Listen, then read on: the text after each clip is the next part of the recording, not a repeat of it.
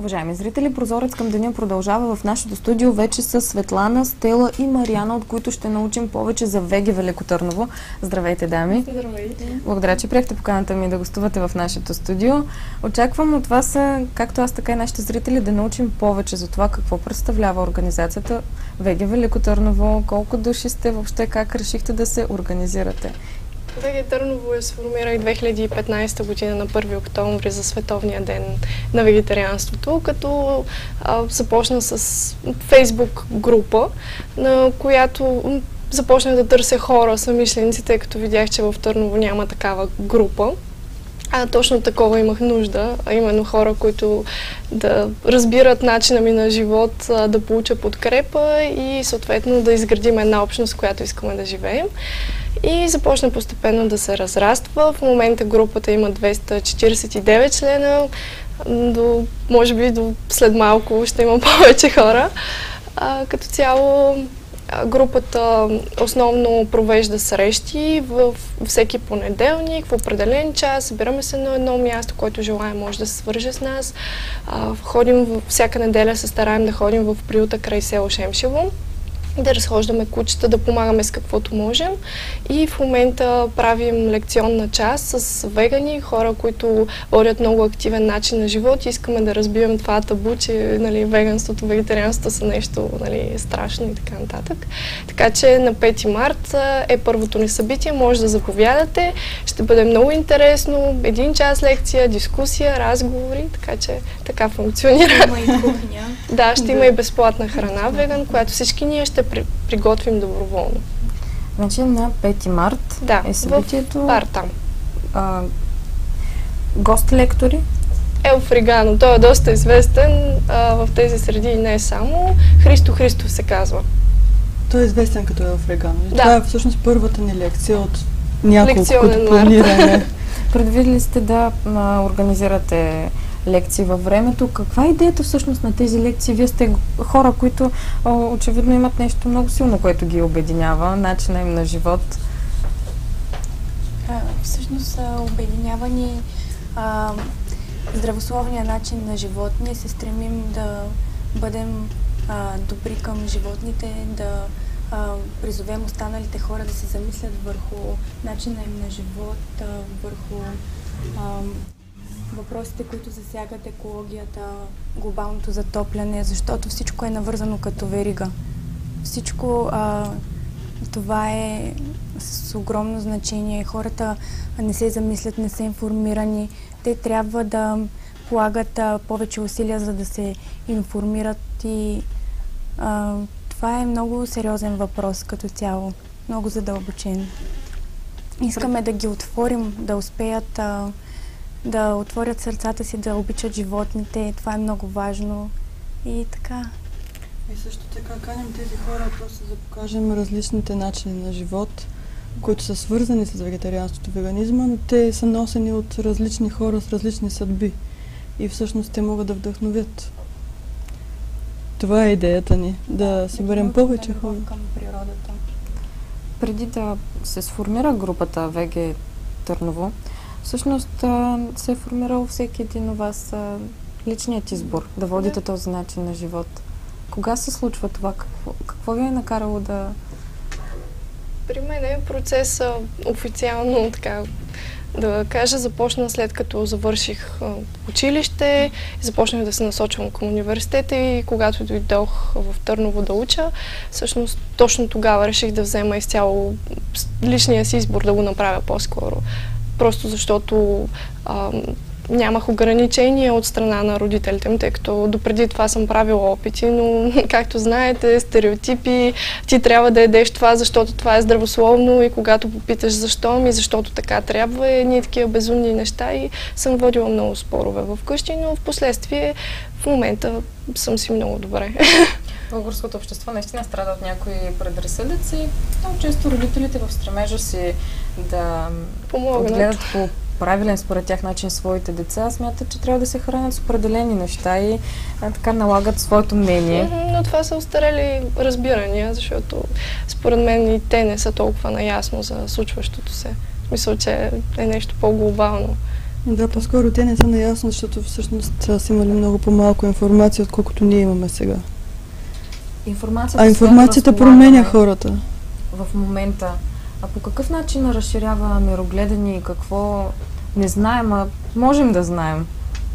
Ами доста много неща са свързани с нашия избор, както етични, така екологични и здравословни. И от тези основни причини произлизат и всякакви други. Всеки си прави собствен избор според живота и разбиранията си. Всъщност, аз не знам за кое точно трябва да спомнем, защото наистина са много неща, имаме съвсем малко време. Ние искахме да говорим за екология, че така или иначе вече живеем в глобален свят и животновъдството е един фактор, който е почти от основните замърсители на екологията, да кажем световно. Природата, почвата, водите, също така се нарушава биоразнообразието. 90% от горите на Амазония се изсичат с цел създаване на пасища за храна на животните. А вие знаете, това са белите дробове на земята, което е страшна статистика. Започнахме с личните избори. Чухме личния избор на Светлана. При мен нещата се получиха преди 3 години. Случайно попаднах на видео в интернет пространството, което показва нагледно целият процес на животновъдството, как животните се избиват и просто се почувствах много зле. И промяната в мене се получи с един удар на сърцето и просто реших да спра да ям животни, защото това не е храна, това са животни. Семейството ми също са вегетарианци, майка ми е веган повече от 15 години и имам разбиране от тяхна страна. Изключение всъщност. Изключение от като цяло правилото, не у нас, което би това. Всъщност аз започнах преди доста години, когато нямаше видеа и толкова информация, горе-долу 20 години. И чак последните години осъзнах по-дълбоко избора си и съм много доволна, че съм го направила отдавна. Всъщност това, че, както тя каза, нейните родители не проявяват разбиране, е нещо много, може би 90% от хората така се отнасят към вегетарианството и веганството и към този избор, който не е точно диета, той е по-скоро продиктуван от съвсем други мотиви. И хората би трябвало да погледнат по-широката картина, че диетата е следствие от осъзнаване на нещо. И най-често причините са етични, но също така в последните години, може би 20 и повече, са вече и екологични. Те няма как да се пренебрегнат. Наистина са драстични нещата. Всеки може да получи информация. В смисъл, наистина има толкова много вече и на български преведения. Поради екологични съображения, всъщност голяма част от храната, която можем да си купим от магазините, е обработвана с различни химични вещества, консерванти, подобрители, стабилизатори и така нататък, включително и местните продукти, които си купуваме, са много третирани. Дори с антидепресанти, защото условията, в които се отглеждат животните, са лоши и те биват тъпкани буквално с хапчета, за да не се избиват помежду си. Ние като консуматори след това поемаме всички тези лекарства, което е страшно за организма ни. Това е друга причина да бъде вредно. Самото убиване на животното. Животното преживява страшна агресия и стрес, когато бъде убивано. Всичко това се пренася и върху нас, когато консумираме месото, което по химичен път, да, което също води до заболявания при хората, ракови образования. Това е много лошо. По какъв начин се промени живота ви, след като направихте вече категорично своя избор да не консумирате месо и местни продукти? При мен лично много добре. В смисъл, чувствам се много добре. Първо започнах да се наблюдавам повече. Започнах да се замислям какво ям и да търся информация. В момента чета етикетите, когато вляза в един магазин, стремя се да консумирам повече зеленчуци и плодове, да ми пука за това, което се случва основно. мен промяната също е изцяло положителна. Не виждам никакви отрицателни белези. Осъзнах, че мога да имам много по-богата кухня, докато преди, по време на консумация на месо, се ограничавах до печени или пържени пържоли. Това е. Сега открих, че мога да разнообразявам по всякакъв начин. Над 300 продукта предлага природата. Изключваме само 3 – месо, яйца и млечни продукти. Нищо повече. За тези години, в които вече не консумирате месо и местни продукти, какво се промени при вас? Мисля, че нищо драстично не се е променило при мен. Аз започнах доста отдавна, даже вече не си спомням какво точно се е променило. Тогава имах някакви здравословни проблеми, които се коригираха, но сега по-скоро промяната не е на здравословно ниво, осъзнаването ми, че това е много верен избор за съвременния човек. И той всъщност е и необходим. Вече на световно ниво се говори за това. И най-малкото нещо, което според мен човек трябва да осъзнае, че месото всъщност е една дума, с която ние наричаме животни, които са убити. И те са ненужно убити. В климатичните условия, в които живеем, наистина никой няма нужда да се храни с животни. Но това е традиция и навик, който хората защитават. И те го защитават, защото се идентифицират с него. Всъщност те си мислят, че това е нормално за човек, че ние трябва да бъдем такива, че това е мъжествено също. За мъжете е много трудно да приемат този начин на живот. И да, има много аргументи, с които хората се защитават, защото всъщност те защитават своите навици, на които са възпитани от поколения наред. Но от днешното време предлага много големи промени и те са нужни и важни да направим промени в съзнанието си. Относно всичко. Човек този избор наистина трябва да бъде достатъчно добре информиран или... Трябва да бъде информиран със сигурност. За да го направи осъзнато. Да, може да има порив на сърцето, но трябва да бъде информиран какво и как. И всъщност, може би най-важното е хората да знаят, че ние не сме направили някакъв екстремен избор. Той е напълно възможен, здравословен, пълноценен начин на живот. И ако наистина вегетарианството и веганството бяха нещо страшно, ние нямаше да бъдем тук и нямаше да живеем така. Това е съвсем нормален избор и всеки, който има такава етика за състрадание и който се интересува от ресурсите, екологията, от природата, мисля, че трябва да направи такъв избор. Стела спомена, че има много продукти, които всъщност човек може да използва, за да се приготвя храната и на практика не се лишава от кой знае какво чак толкова. Да. Но повечето хора си мислят сигурно, че няма какво друго да се яде, ако не се яде месо. Може би скептични как. Това е така, защото трябва малко да се разровиш, да потърсиш информация. Всички бобови култури, всички плодове и зеленчуци, които употребяваме ежедневно. Има толкова много продукти, дори не е нужно да... В момента сега по магазините са пуснали такива биохрани, които са на много по-високи цени, защото виждат, че този начин на живот става модерен и навлиза по-скоро като мода. Аз мисля, че дори обикновените боб-пилеща са доста хранителни, имат доста протеини, дори много повече от месото. А какво мислите за тези биохрани, които са по-скъпи, които се опитват да се наложат на пазара? Нужно ли е? Дали са от българската земя или от по-далече? Всъщност това най-често е просто бизнес. Просто бизнес, да. Споменахте също и, че това се превръща в мода, а модата е просто нещо, което следват хората. Да, здравословно. Може би сляпо. За добро или зло. Да, за добро или зло, в случая е за добро. Да, защото човек, като направи тази стъпка да види, че няма никакъв проблем да се храни по този начин, той може да осъзнае и малко повече неща, може да осъзнае този път, а не да го следва като мода. Успяхте ли да повлечете хора след себе си, да ги заразите със своя пример? Да, всички сме успяли. И продължаваме. Загаднахте също за екологичните щети. които нанасяме? Аз искам само няколко неща да прочита от тук. Всички тези данни също може да се намерят в интернет.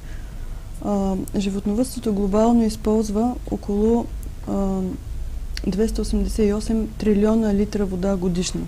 Това са данни, които не знам дали биха били разбрани от обикновен човек, но искам да ги спомена. За един хамбургер, за да се произведе един хамбургер, са нужни 2500 литра вода, което е еквивалент на 2 месеца взимане на душ. Така, животновъдството покрива 45% от земята на планетата. Представете си каква огромна площ е това. И всъщност то покрива 70% от обработваемата площ. Което означава, че, като казвам покрива, не става дума само за ферми, става дума за храната, която е засята и която отива специално за животните. Това е общ процес. Животновъдството е водеща причина за изчезването на видове животни, за океански мъртви зони, замърсяването на водите и унищожаването на околната среда. Общо взето, това мисля, че достатъчно да се каже. Има много данни, но в Африка всички тези страни изнасят културите си за хранене на този добитък, който е вторичен продукт. А хората измират от глад. Всъщност най-често от бедните страни се изнася фураж и зърно, за по-богати страни по този начин абсолютна несправедливост става икономическа. Половината свят се бори с килограмите, а другата половина измират от глад, което е тъжно. Всъщност е много неикономично в днешния свят хората да се хранят с месо, защото както тук беше споменато, килограм дори месо изисква много повече ресурси, отколкото храната, с която би било хранено това животно, всъщност, което ние можем да ползваме, и тя е съвсем пълноценен източник. Аз също тук добавила точно за примерите, тъй като много се бях впечатлила. 200 000 литра вода отиват за 1 кг говеждо, а 2000 литра вода отиват за една соя, за 1 кг соя, което е огромна разлика. Така че хората могат да се замислят. Просто ние се опитваме около нас да провокираме хората да търсят информация. Всъщност, точно за това, че днес има толкова много информация, има толкова много съдби, хора, които са тръгнали отдавна по този път или отскоро по този път, това не е нещо странно, това е съвсем нормално нещо. Според нас това е бъдещето. Вчера гост в нашата студио беше един свещеник, отец Зоран Мамучевски, с когото си говорихме за това, че често избираме лесния път. Неинформирания път може би е по-лесния. На практика човек просто не се замисля какво има в чинията и откъде е дошло и какъв е пътя, който е извървяло. Всъщност той не може да направи връзката между едно живо животно и пържолата в чинията си. Аз съм на това мнение, че хората биха откликнали, стига да са информирани. Хората са състрадателни, хората са добри, но просто индустрията ограничава потока от информация с цел печалба и по този начин ги превръща в посредствени консуматори. Да, и те гледат на животни като на месо. Да. На живи чувстващи същества като на месо. И така много лесно, всъщност това улеснява живота на хората, защото няма нужда да се замислят. Те и не искат, може би дори някои хора, точно защото не искат, не търсят информация. Те искат да си продължат по стария начин на живота. И не приемат. Когато не си даваме сметка за нещо, да продължим да живеем по начина, по който сме свикнали, с навиците, които имаме, но за цялото защото ни е трудно да се разделим с тях. Да. Слагаме розовите очила но трябва да се замислим за поколенията ни, за нашите деца, за поколенията след нас, защото това има широк отзвук в Вселената. Нищо не се губи безвъзвратно и всяко нещо се връща. Така е. Разкажете ми какво обичате да си приготвяте? Вау! Много неща. Много обичам да приготвям на худ. Примерно елда с зеленчуци, пълнени чушки с ориз и елда, ориз с зеленчуци, бобови различни такива манджи, супи, сладки, примерно бомбони. Много неща. Всъщност всичко, което можем да го видим по магазините, ресторантите, може да се приготви вкъщи. Така че, да, аз бих споделила това. Има ли специализирани магазини или заведения, в които се приготвя вегетарианска и веган храна? Имаше. Имаше, да, като заведения, а иначе магазини има. Стараят се да поддържат асортимент, което е хубаво, защото явно това навлиза. Има повече хора, които търсят тези продукти. Аз лично намирам. В забързаното ни ежедневие често нямаме време да се приготвим нещо за хапване. Излизаме просто навън, вземаме нещо от бързата закуска. Ами това за сега е проблем. Наистина в България все още... Не, може би не в България, но в Търново имаше вегетариански ресторант, който затвори по някакви причини.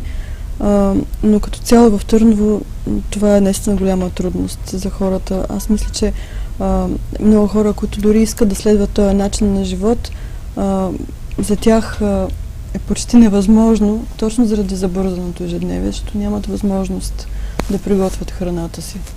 Вие какво обичате да си приготвяте? Аз лично салати, предимно смутита, много плодове, спанак, всички видове салати, които са сега пролетно време, които излизат на пазара. Общо взето свежа храна. Всъщност в българската кухня има доста постни храни, така че ние си ги знаем и си ги приготвиме. Има разнообразие, стига да имаме и въображение, и желание. Можем да си приготвим много вкусна храна, предполагам. Да, и всъщност вегетарианска и веганска храна са всички свежи плодове, зеленчуци, зеленолистни. И пазара е пълен с тях. Казахме, че 249 члена са към момента участниците в ВГ Велико Търново.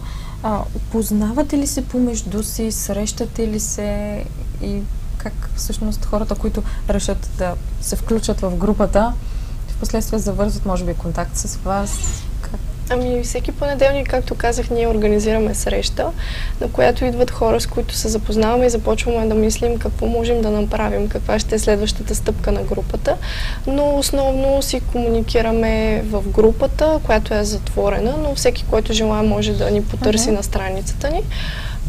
Освен това има хора от различни градове, които ни подкрепят и примерно има сега идея да дойдат някои хора от другите градове да дойдат, да ни видят, да си поговорим, така че има комуникация.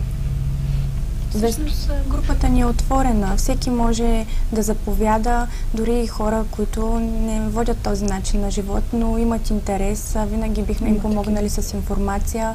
Ние имаме доста проекти, всъщност помагаме и на животни. Темите не са само веганство и вегетарианство. И сме много отворени да приемаме всякакви хора, които имат желание да научат нещо ново. Да, могат с въпроси също да се включат, каквото иска да знае, нещо отговорим, ако можем. Така, освен на начина ви на живот, който изключва местните продукти от храненето, всъщност има много други неща, които ви обединяват като цяло. Ами любовта към природата най-вече и към животните също. Мисля, че за нас трите специално към животните. Любовта. То не е точно любовта, по-скоро е съзнателното отношение към заобикалящия ни свят, към природата, защото ние сме с тези животни, делим тая планета. И като съзнателни същества с интелект и интелигентност, мисля, че не им дължим убийство и колене, а по-скоро внимание и наистина е нужно всеки по собствен начин да еволюира, защото имаме тия данни. Все пак ние сме човечество, което вече е в космоса. Правим снимки, летим с ракети в космоса, с спътници и така нататък. Просто е някакси обидно дори за тази дума човешка еволюция да продължим да убиваме животни по този начин. Поддържате ли контакти с вегетарианци и вегани извън страната? Да. Даже имаше един младеж, който дойде в България и се включи в групата ни и сега отлетя за Гърция. Така че, да, поддържаме. Доколко е разпространен този начин на живота там? Имате ли наблюдения? В сравнение с нашата страна? Можем да кажем, че сме малко на опашката. Но това си има своите обяснения. Ние ползваме чуждия опит, ползваме опита на други държави, които вече са напред и в правата на животните, и като знания за кулинарни знания, екологични знания. Така или иначе информацията вече се движи за секунди и ние разполагаме с това. И имаме всъщност в нашата група още един чужденец, една жена. Надяваме се да имаме още. Приятели ли сте помежду си в тази група? О, да. Да, всички. Срещаме се почти всеки ден. Да. Но в групата има и хора, които все още не са направили тая стъпка, или хора, които дори не мислят да я направят. Хора с различни интереси. Така че сте отворени към различни хора. Да. Казахме на 5 март ще има лекция. Който иска може да заповяда. Аз много ви благодаря за това, че гостувахте и за полезната информация, която ни дадохте. Благодаря. И ние